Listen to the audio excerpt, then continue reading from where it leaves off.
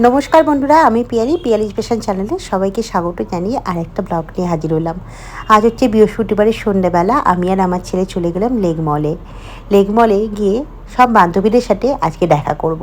কারণ দুই বান্ধবীর একসাথে বার্থডে, তাই আজকে ওদের খাওয়া দাওয়াটাই থাকবে বারবিকিউতে। তাই ওখানে গিয়েই স্কুলের যেসব মায়েরা একটা সুন্দর হ্যাপি ফ্যামিলি হয়ে উঠেছি বা সুন্দর একটা বান্ধবী হয়ে উঠেছি, সেটাই আমাদের খুব মজা লাগে। জানেন তো, মাঝে মাঝেই যে মিটটা করি সেটা আমাদের খাওয়া দাওয়াই থাকে, কোথাও যাওয়া সেইভাবে হয় না। কোথাও মিট করি যখন, কোথাও না কোথাও খেতে চলে যাই, কোথাও শপিংয়ে যাই, বেশ ভালোই লাগে। আর বারবিকিউতে এসেছি মানে প্রচুর খাওয়া দাওয়া।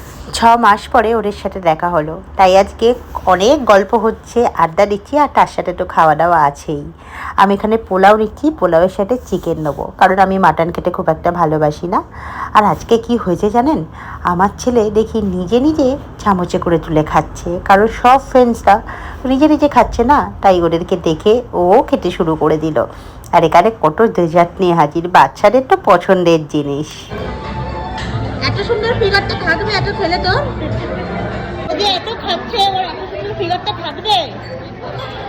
ওরা কিন্তু মডেল, ওর না কোথায় যায় এত খেয়ে খেয়ে, আমি এত গ্ল্যামার করে কিছু থাকে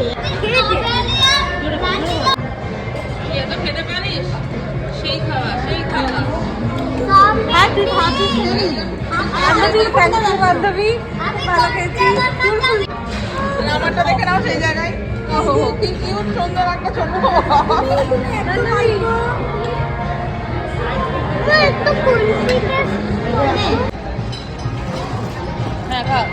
মাঝরাতে ফ্রুটস নিয়ে এসছে, দেখুন দেখুন, এটা খেয়েই ভালো থাকবে। বল বরের ভালোবাসা, অত্যাচার বল অত্যাচার। দিদি কত বসন্ত পার করলে,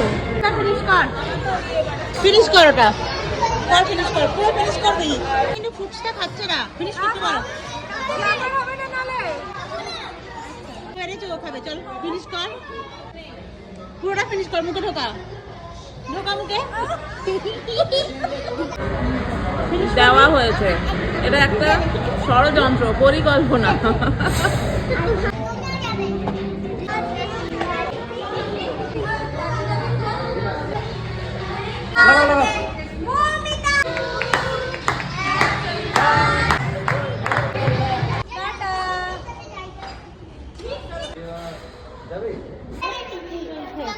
পার্টি শেষ, কিন্তু এবার বাড়ি যাবার পালা।